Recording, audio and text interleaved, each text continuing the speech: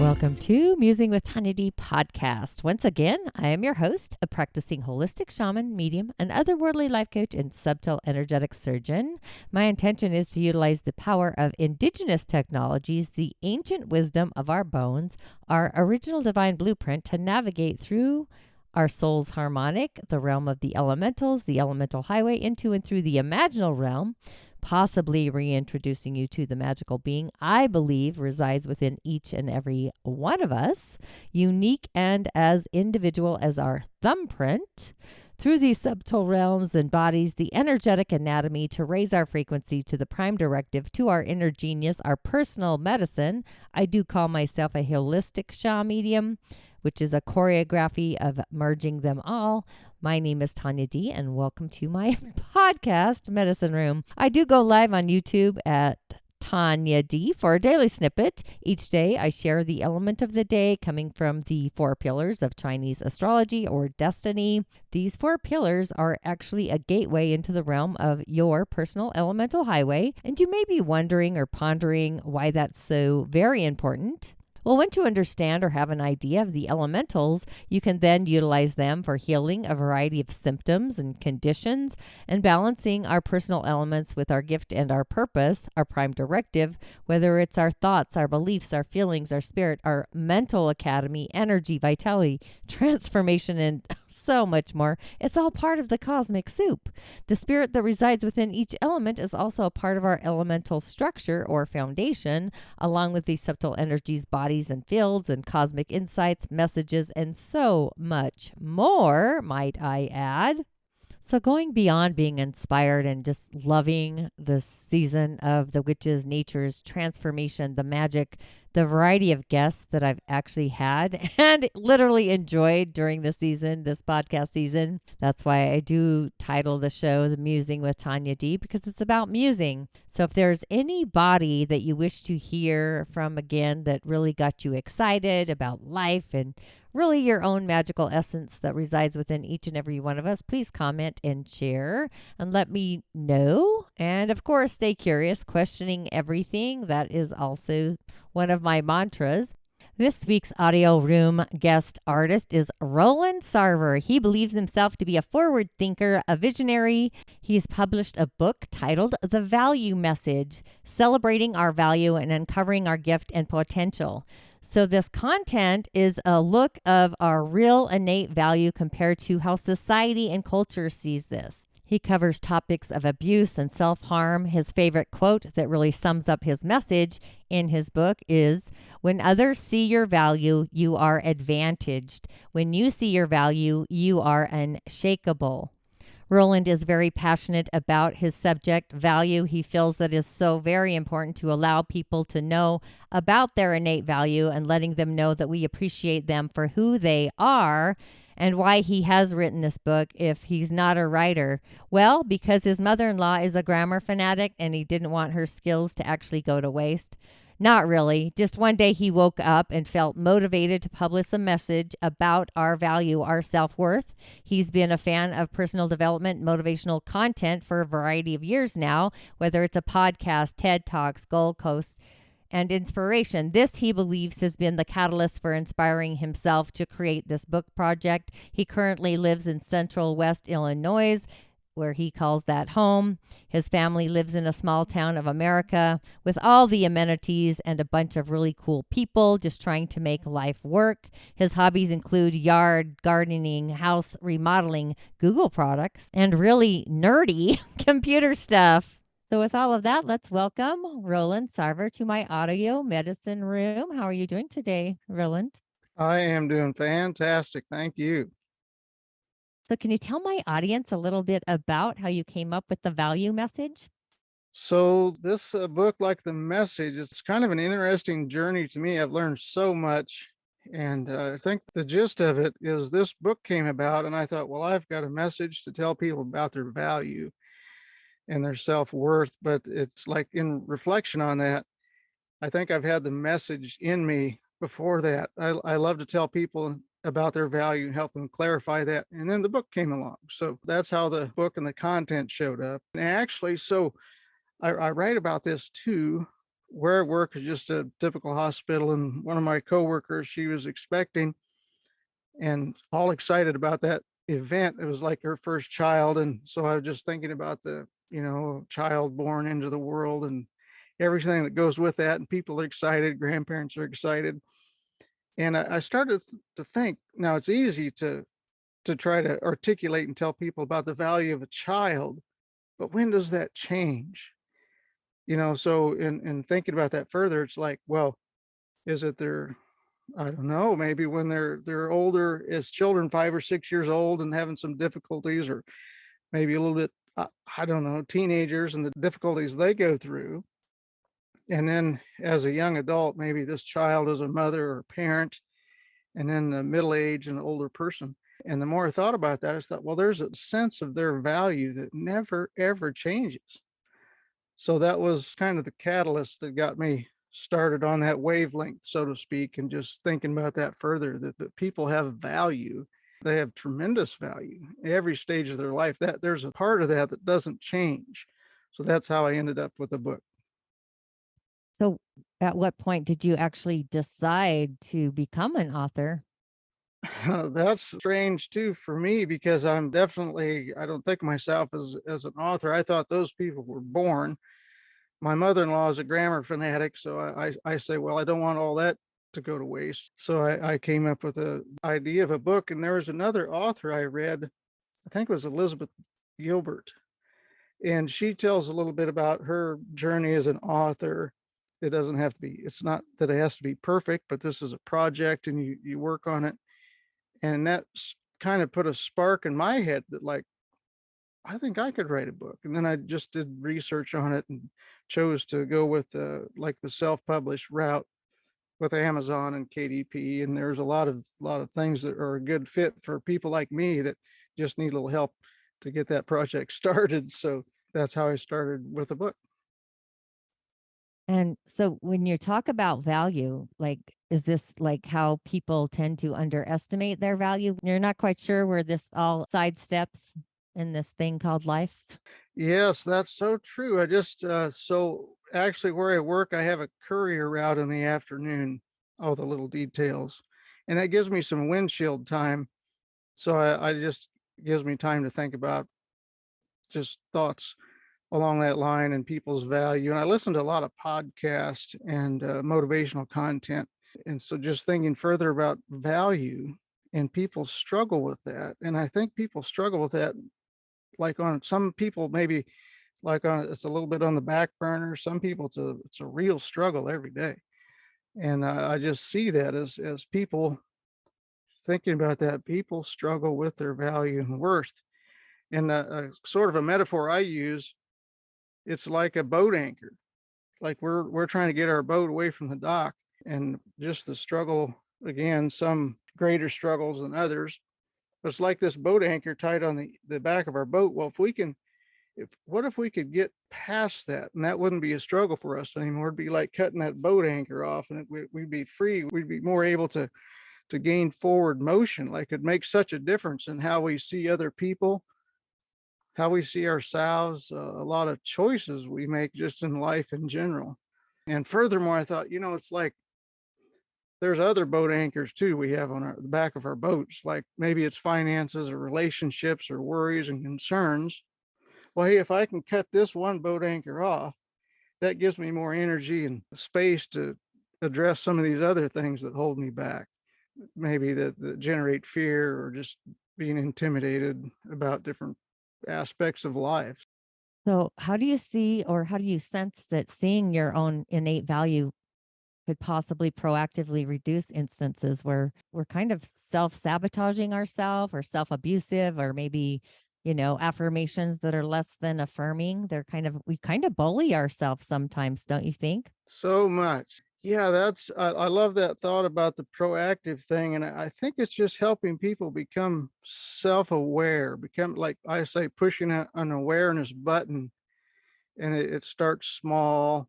And the more we feed on like the positive wavelength, or just catch ourselves, maybe a better understanding of how we see value and our different rabbit tracks or habits that we that we're involved with, if we can just be more aware and just feed on that, I say. The proactive side, I just love it too, is that I think in the mental health arena, there's a lot of opportunities to be proactive with people and just building connections and relationships. They're so powerful.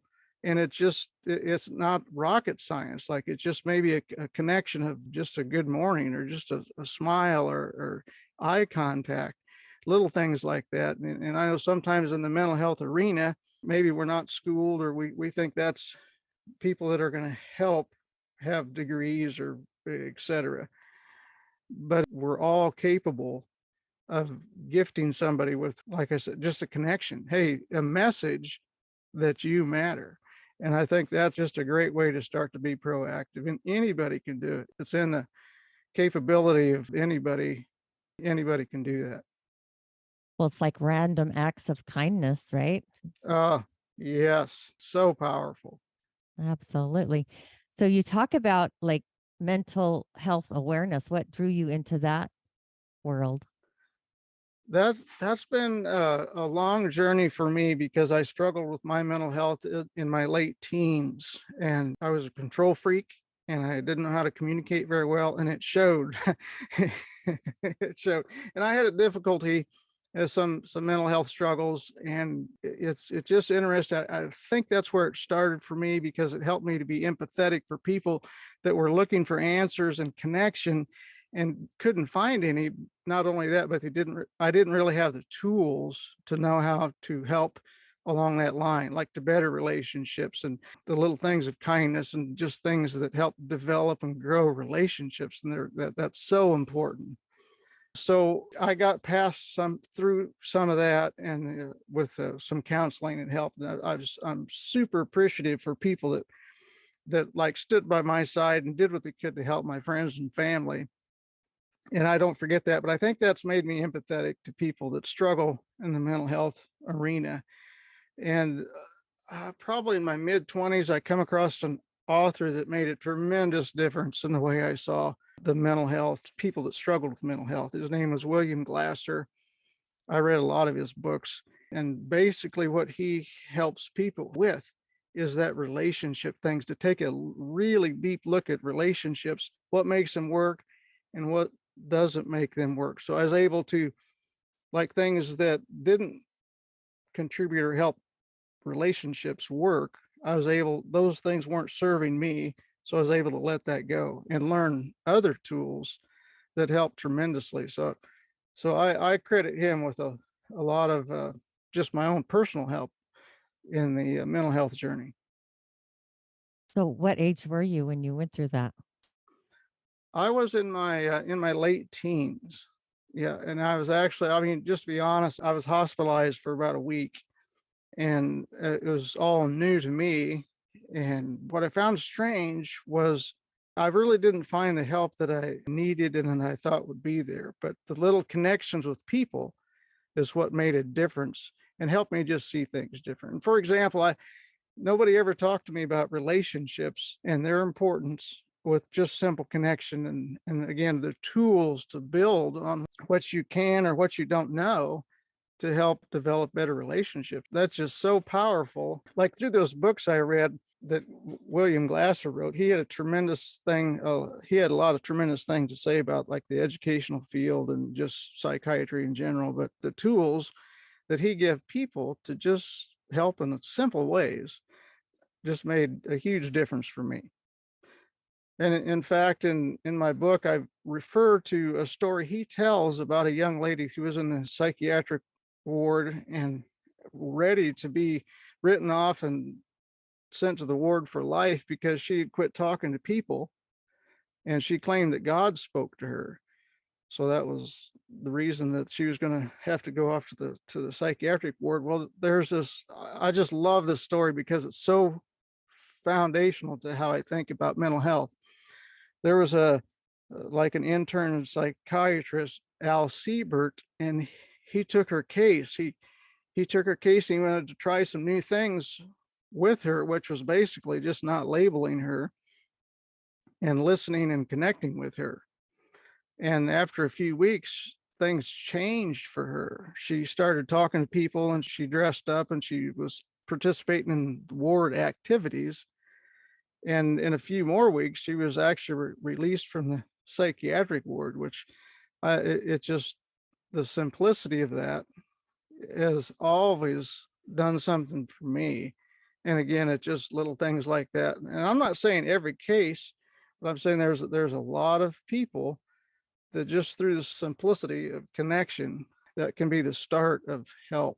And two, also the other thing in the picture, I think it's so easy to kind of look at at symptoms and not the source. You know, in her case too, the story comes out that all her life she's tried to make her parents happy and get their approval, but she never found that. In fact, her dad, when she got first chair in the high school orchestra, her dad broke her clarinet up on the table and said, "You'll never amount to anything."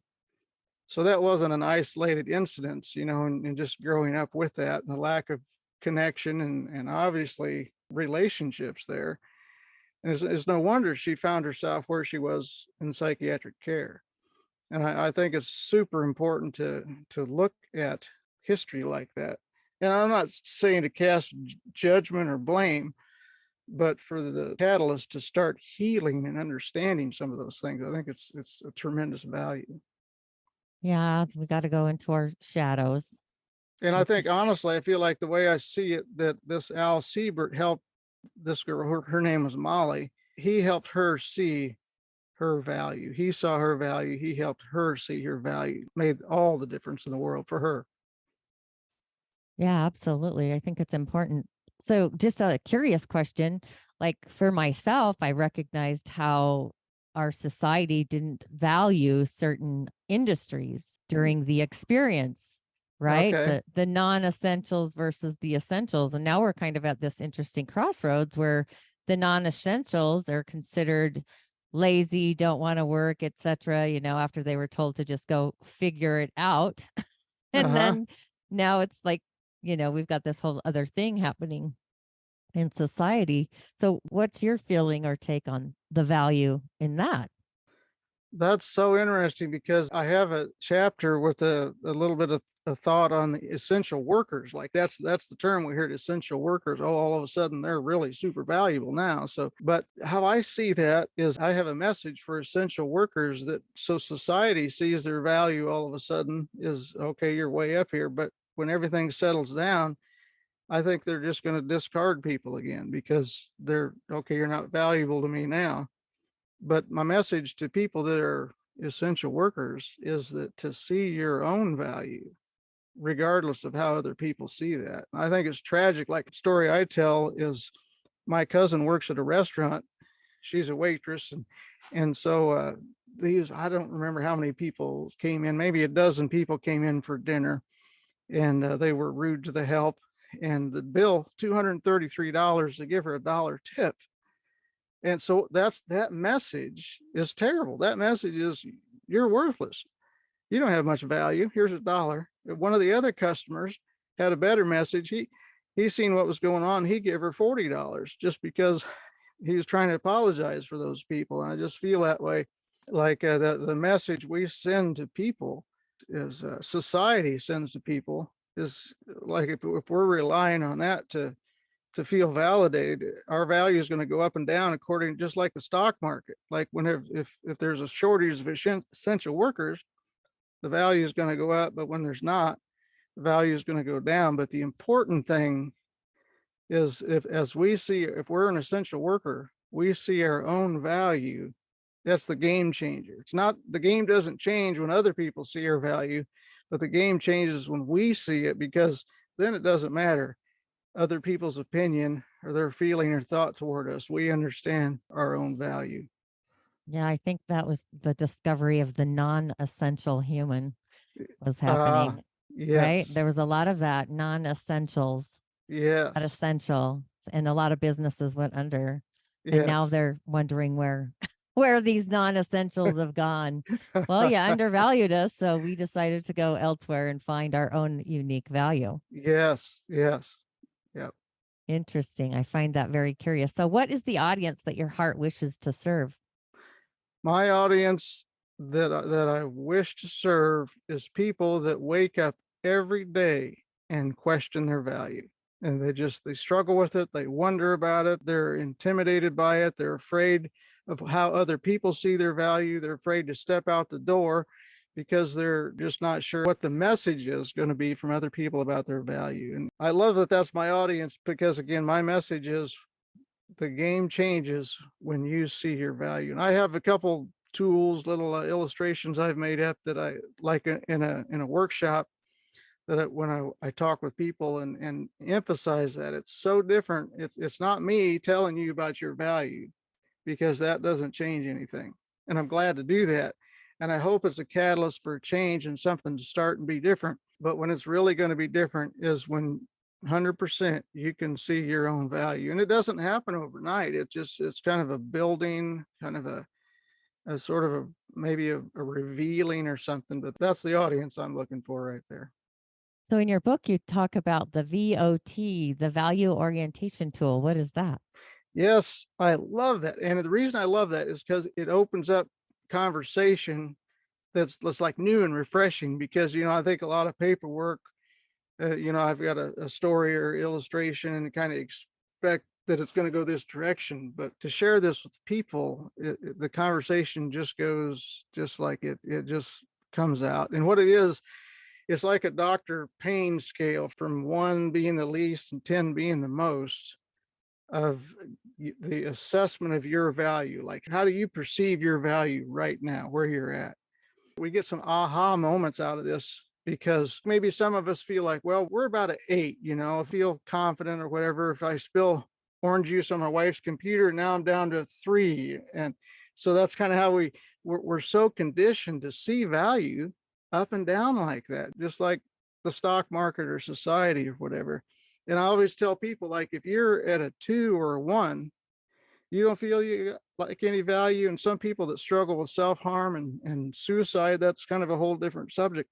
But I tell them, I say, you can't leave this presentation until I'm done because I've got some really good news for you. Also, that scale is a great, like, we're talking about proactive or just helping people become aware of, we say, well, hey, that essential worker, they were up to 7 or 8 as far as society's view, but now they're not needed so much. You're down to 3. And, like, again, if we're talking about people that struggle with self-harm, they might be at a 2 or a 1. And this is the best part for me is the good news is, from my viewpoint, is that you're a 10. I'm a 10. She's a 10. That person's a 10. You've always had value. There's never been a time when you haven't had value. Again, I don't want to just tell you that, but it'd be fantastic if you walk out of here and you see that, because that's what's going to make the difference. So that's just more conversation around that scale thing and helping people see, hey, if we could walk out of here and say, it's not a pride thing or arrogance. It doesn't feed that, but it's just that, hey, I understand my value is where it's at to the 10.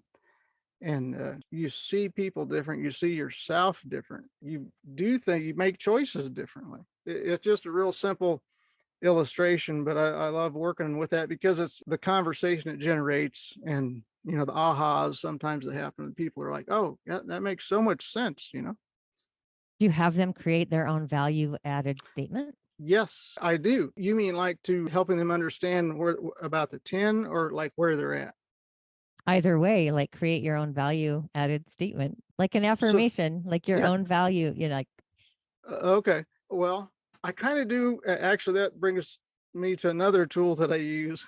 Exactly. The value box Yeah, versus the yeah, the ego value box. box. Okay, so that's okay. So the value box, I love that illustration, but it's kind of hard to sort of demonstrate to people. But I like it. So we have 2 boxes, and I help people separate. I think it's so important to separate our real value compared to how society and culture see that. So when I was writing this book, I was like, how do I get that figured out? So I come up with these 2 boxes, and on a sheet of paper, I draw out the value box and this ego box. And it's funny, I've actually got, I call it my working demonstration model. It's so funny. It's just two shoe boxes just to help clarify that. But the value box, like you're saying, the affirmation statement, I say, here's some lines, and this is what we assign to that box is like the absolute, the without question, the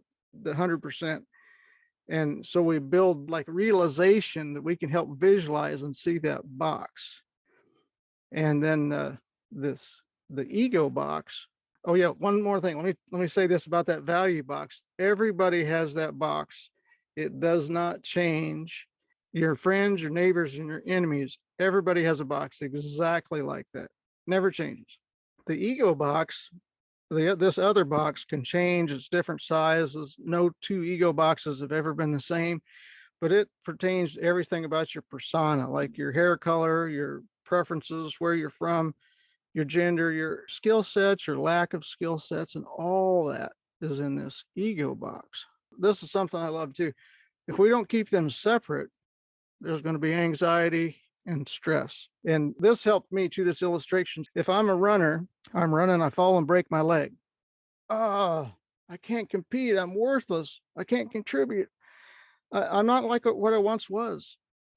So, okay, hold on. Your value box hasn't changed or blinked, or there's no scratch on it or nothing. It hasn't changed. But your ego box, yeah, sure, your ego box has a broken leg. No, you can't compete, and it's going to be inconvenient for a while.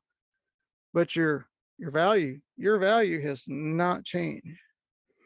And for further conversation that actually comes out of this too, so there's other things that could happen to this ego box that are like the struggles in life, like, hey, maybe I'm getting a divorce, I'm going through a difficult time, my finances are shot, I've been abused, and the message that comes from that is I don't have value and I'm worthless. Let's take a deeper look and talk about how, hey, your ego box has been abused, but I need to help you see your value has never changed. It has not changed. It's the same as it always has been. And that's, I feel like that for an audience, that people that have struggled through the trauma of abuse, it's not just the incident, it's the incident years ago that has tainted my life and hurt for so many years. And it's a struggle to get past that. And I think that a kernel of that so often is a struggle to get past that, because I don't see my value. I feel like I don't have any worth. I feel for people like that. And so in separating those two out, I think makes a huge, it just really makes a difference.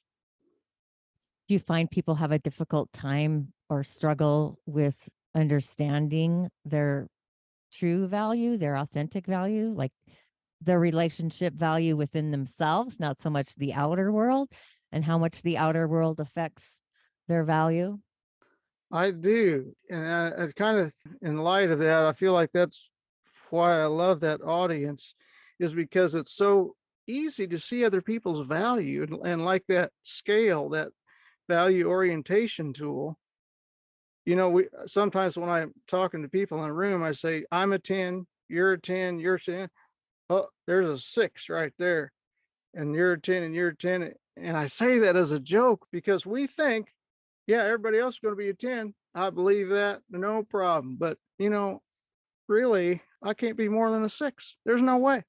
I feel like that's what you're saying, is like the inner, when we look in ourselves, it's very difficult to digest and believe that we could be a 10. That's why the book came about.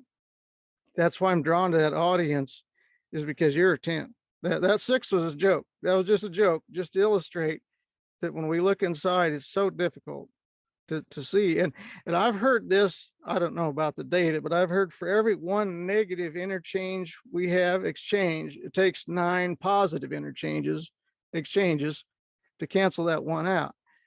And maybe that's some of it, is when we have a negative exchange or message or abuse or whatever, it's going to take a lot to get us out of that hole.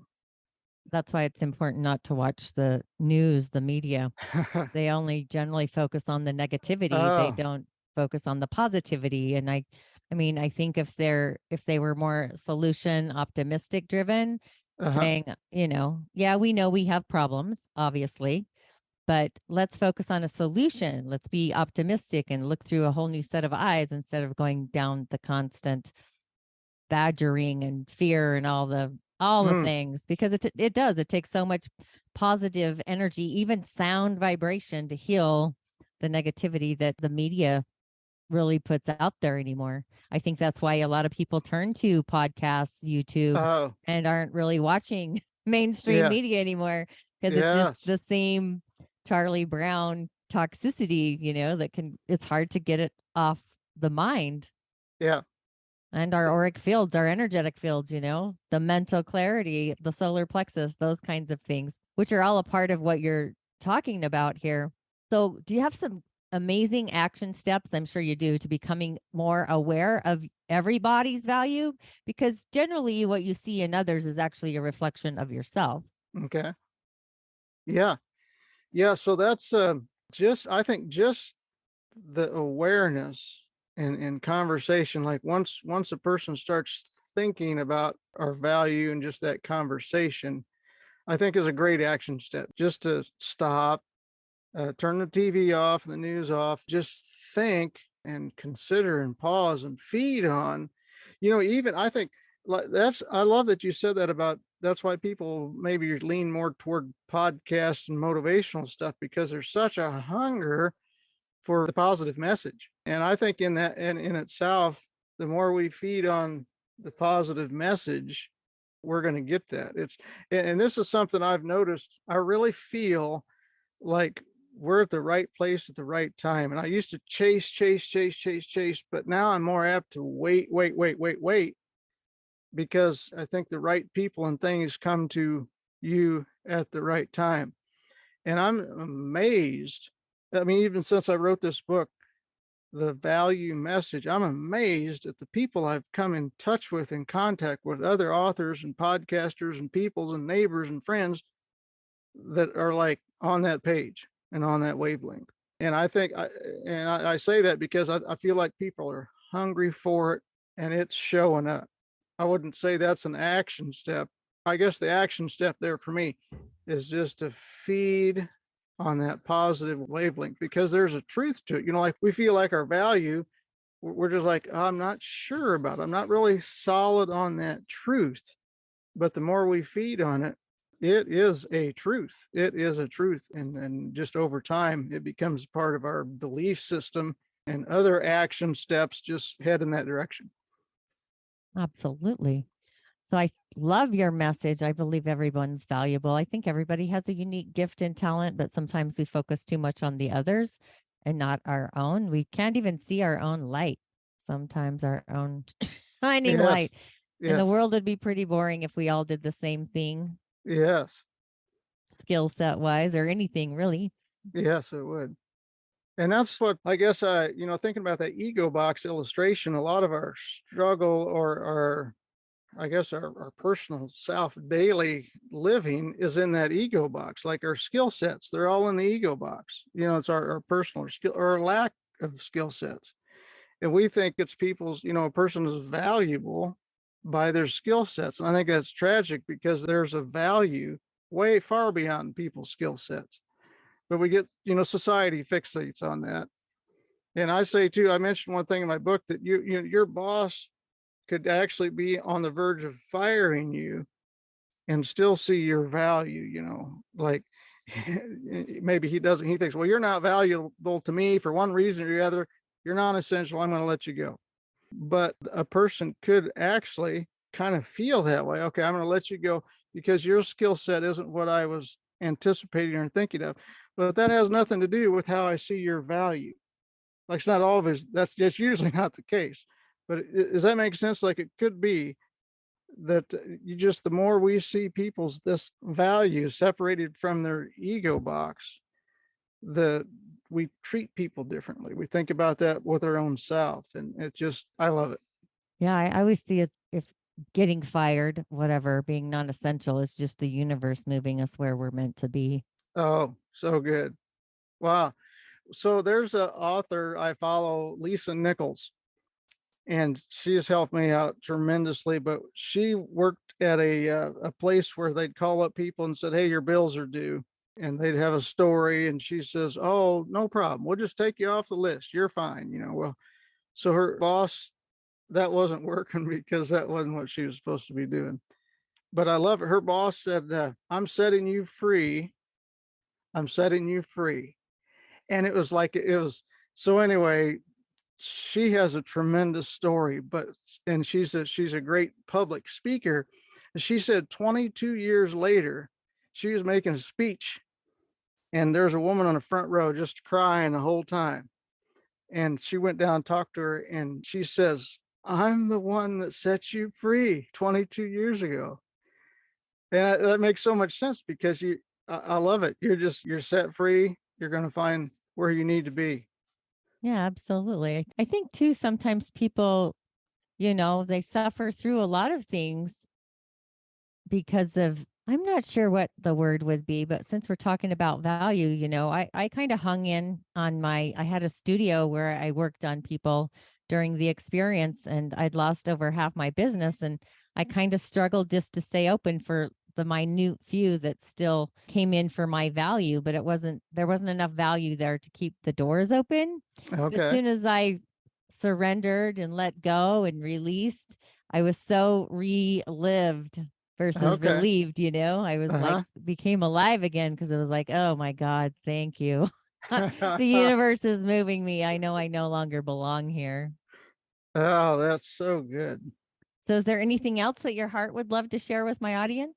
Just about the value, just feed on the positive wavelength. There's so much available. And I love people. I love you. I love where you're at. I don't know. I think we covered a lot. I hope it's been a great conversation, but that message, you have tremendous value. Absolutely, 100%.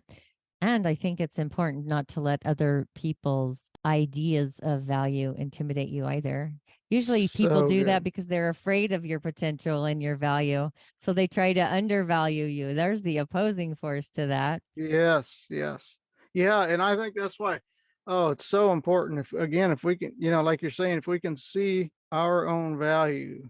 So this quote that I have several times in my book is, when other people see your value, you're advantaged, but when you see your value, you're unshakable.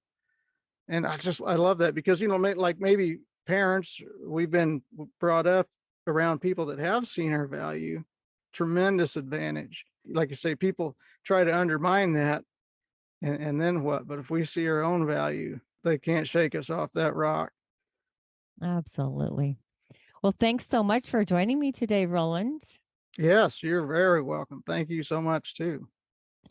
So I will have all of his connections and site emails and whatnot in the show notes. And if this episode inspired you in some magical way to accept and honor your unique innate value, be sure to comment and let us know. Even take a screenshot of you listening in, tuning in on your device, tagging out the Tonya D, posting to your Instagram stories. And to keep this momentum flowing, the Musing with Tonya D podcast, the link to donate to this show, purchasing me a cup of coffee, filling into your heart. And with that, I'll see you on the other side. Ashe, ashe, ashe. Blessings.